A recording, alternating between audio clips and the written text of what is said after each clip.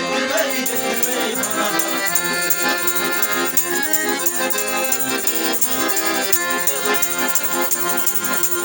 Senin bülbül canı sağ kulağıma, kulağıma. Okşap getir damat oğlum kulağına. Küz görüşmeyi taş kürüm sayalamı, sayalamı. Sarıl oğlu can sigorun kulağına.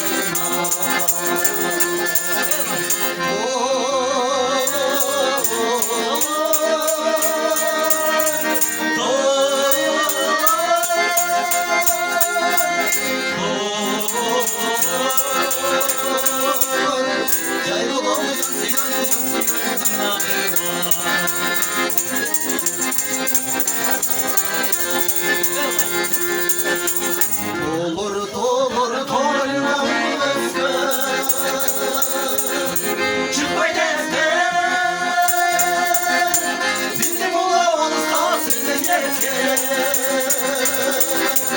Adınız tüyler büyüme balıkçı aşığımdır çıtayın çıtayın sılafeti. Oh